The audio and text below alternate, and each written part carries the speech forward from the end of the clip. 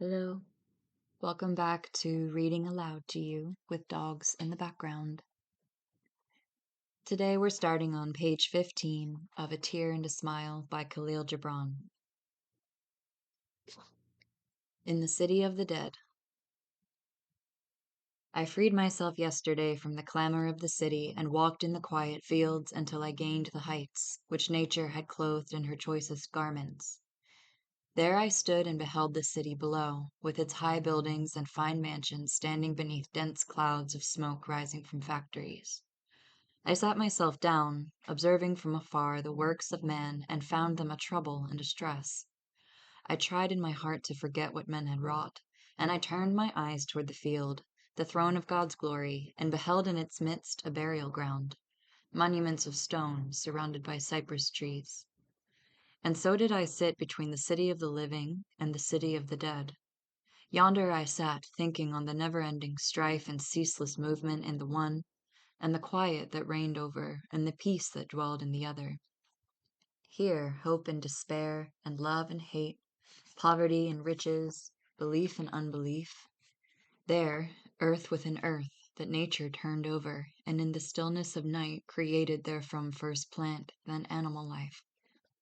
Whilst I thus gave myself to these reflections, my eyes were drawn to a knot of people walking along, preceding by music, whose sad refrains filled the air. A procession of pomp and circumstance, wherein marched all manner of persons. The funeral of a rich and powerful one. The remains of the dead followed by the quick, who wept and wailed, and filled the ether with crying and lament. The procession reached the burial ground. The priests prayed and made incense, and the musicians blew upon their trumpets. Others spoke and praised the departed with fine words. Poets lamented him in their choicest verses. All this took a long and wearisome time. After a while, the crowd dispersed and left the tombstone in whose fashioning sculptor had vied with mason. Around it were placed flowers, arranged cunningly by artful hands. Then the cortege returned to the city, whilst I looked on from afar, thinking. The sun inclined toward the west, and the shadow of rocks and trees lengthened, and nature began to shed her garments of light. On that very moment I looked and beheld two men bearing a wooden casket. Behind them came a woman in rags, carrying a suckling child.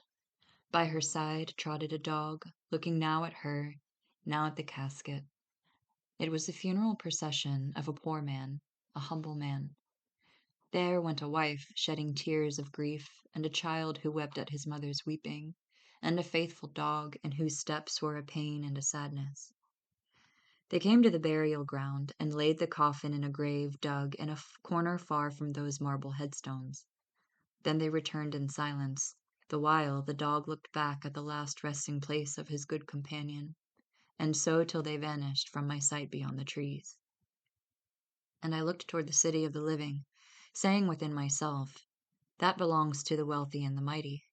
And toward the city of the dead I said, this too belongs to the wealthy and the mighty.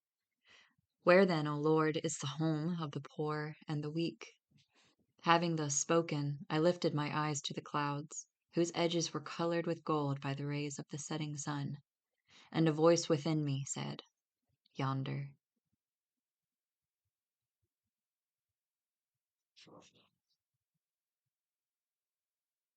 The poet's death is his life.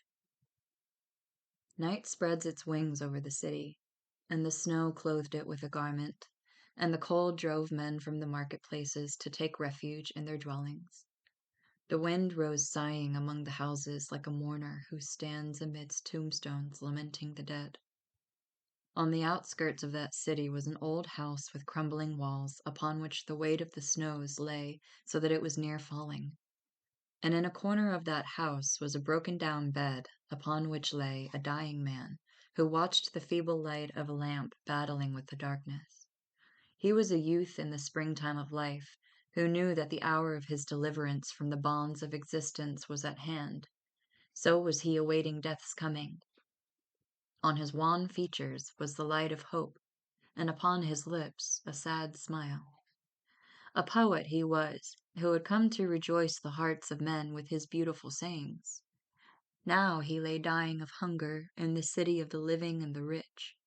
A noble spirit that had descended by the grace of the gods to render life sweet was now bidding farewell to our world ere mankind had smiled on that spirit. He was drawing his last breath, and there was none by his side save the lamp, which was his companion in his aloneness, and scraps of paper on which were images to his gentle spirit. The dying youth gathered together the remnants of his ebbing strength. He raised his hands heavenward, and moved his withered eyelids as though his departing sight would pierce the roof of that broken down hut, so that he might look on the stars beyond the clouds. And he said, "Come now, fair death, for my spirit yearns toward you. Come nigh and loose the fetters of matter, for I am become weary of their dragging. Come then, sweet death, and deliver me from men, who reckon me a stranger in their midst, because I did speak the tongue of the angels in the language of mankind. Hasten, for men have rejected me, and cast me into the corners of forgetfulness, because I coveted not wealth as did they, nor profited him who was weaker than I. Come to me, sweet death, and take me, for those of my kind need me not. Clasp me to your breast, which is full with love. Kiss my lips, the lips that tasted not of a mother's kiss, nor touched a sister's cheek, nor felt a sweetheart's mouth. Hasten and embrace me, death, my beloved." Then at the bedside of that dying youth stood the image of a woman of unearthly beauty. She was clothed in a garment white as snow, and in her hand was a crown of lilies from heavenly valleys. She drew near to him and embraced him, and closed his eyes that he might behold her with eyes of his spirit. She kissed his lips with a kiss of love, a kiss that left upon his lips a smile of fulfillment. And on that moment the hut became empty save of earth and pieces of paper scattered in dark corners. The ages passed, and the people of that city remained in the stupor of ignorance and folly. When they awoke therefrom and their eyes beheld the dawn of knowledge, they set up in the center of the town a great statue to the poet, and at an appointed time each year they held a festival in his honor. How foolish are men!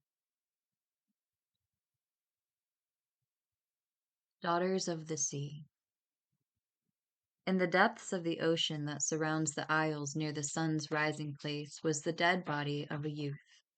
Around him, among the coral plants, sat the golden-haired daughters of the sea, gazing on him through their beautiful blue eyes.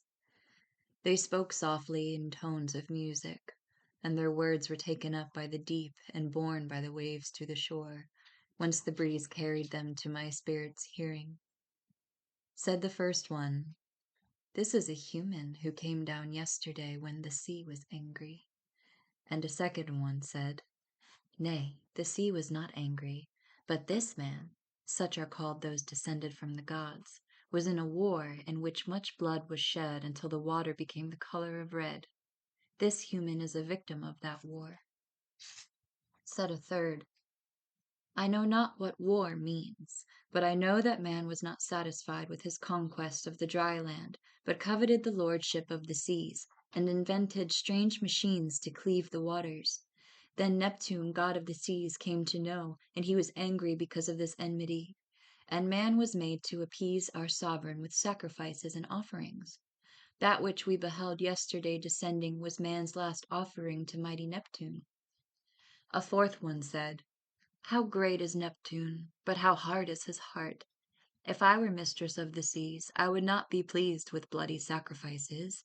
Come, let us look on this dead youth. Mayhaps we learn something of humankind." Then the daughters of the sea drew near to the body, and searched in the pockets of his garment. In the garment nearest his heart was a letter, which one of them took and read. "My darling, midnight has struck, and I keep vigil sleepless, with no one to console me save my tears, and no body to comfort me but my hope in your return to me from the terrors of war. Well do I recall what you did tell me when we departed, that with every man are tears as a trust that must be returned one day. I know not, my love, what I write. Rather shall I let my soul flow onto the paper. a soul tormented by misery and consoled by love, which makes suffering a delight and grief a joy. When love made one our two hearts, and we awaited the union of two bodies within which was one spirit, war called you and you followed it, impelled by duty to your country.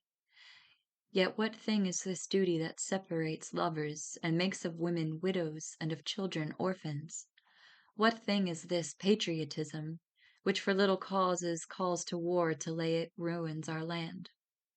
What is this duty that fastens itself upon the wretched villages, but is heeded not by the strong and privileged?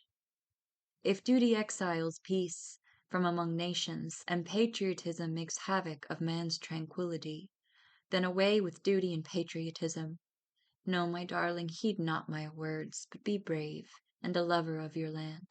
Do not hearken to the words of a woman whom love has blinded, whom separation has robbed of seeing. If love brings you not back to me in this life, then love will join me with you in the life to come. The sea maidens put back the letter beneath the youth's garments and swam away in silent grief. And when they were gone a distance, one of them said, "In truth, man's heart is harder than Neptune's." The Spirit. And the God of gods separated a spirit from himself and created in it beauty. He gave to it the lightness of the breeze at dawn, and the fragrance of the flowers of the field, and the softness of moonlight. Then he gave to it a cup of joy, saying, "You shall not drink of it except that you forget the past, and heed not the future." And he gave to it a cup of sadness, saying, "You shall drink and know therefrom the meaning of life's rejoicing." Then he put therein a love that would forsake it with the first sigh of satisfaction, and a sweetness that would go out therefrom with the first word uttered. And he caused to descend upon it knowledge from the heavens to guide it in the way of truth, and planted in it depth's sight, that it might see the unseen. Therein he created feeling, to flow with images and phantom forms, and clothed it with a garment of yearning woven by angels from rainbow strands. In it he did put the darkness of confusion, which is light's image. And the god took fire from wrath's furnace, and a wind from the desert of ignorance, and sand from the seashore of selfishness, and earth from beneath the feet of the ages, and he created man. He gave to him unseeing force to rise up in fury with madness and subside before lust. And the God of gods smiled and wept and knew a love boundless and without limit, and he mated man with his spirit.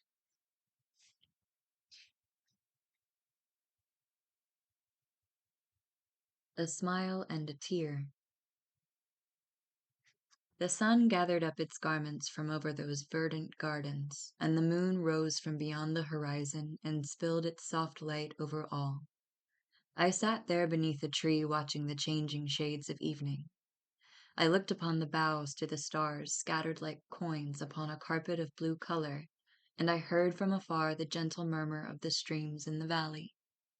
When the birds had made themselves safe in the leafy branches, and the flowers closed their eyes, and peace reigned, there came to my ears the fall of light footsteps on the grass.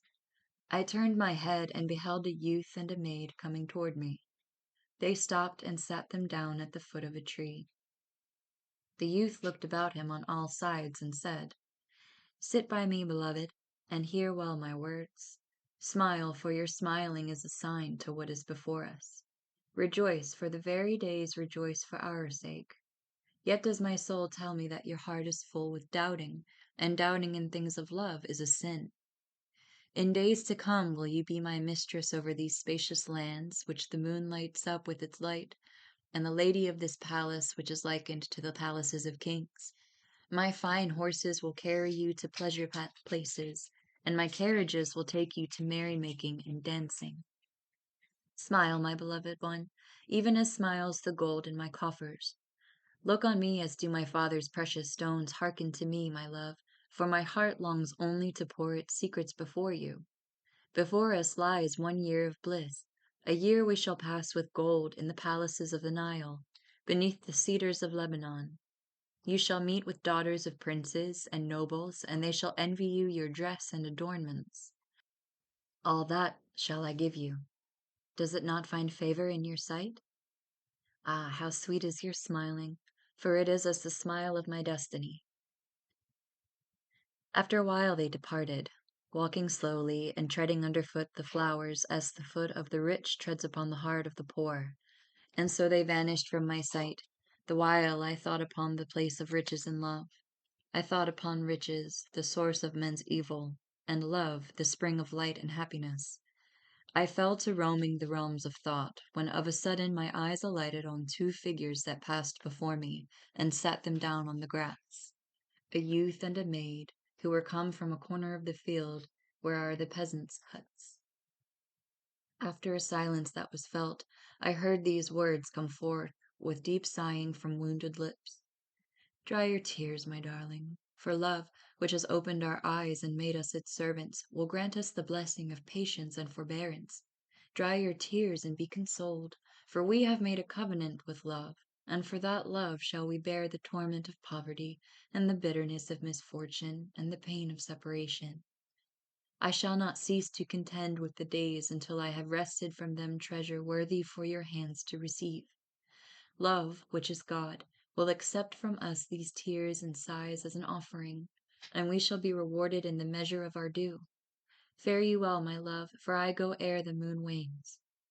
Then I heard a soft voice from which was a sob, the voice of a virgin maid, in which were the warmth of love and the bitterness of parting and the sweetness of patience, saying, "Farewell, beloved." They separated. What time I remained sitting beneath that tree, and compassion's fingers drew me, and the secrets of this wondrous creation made me part.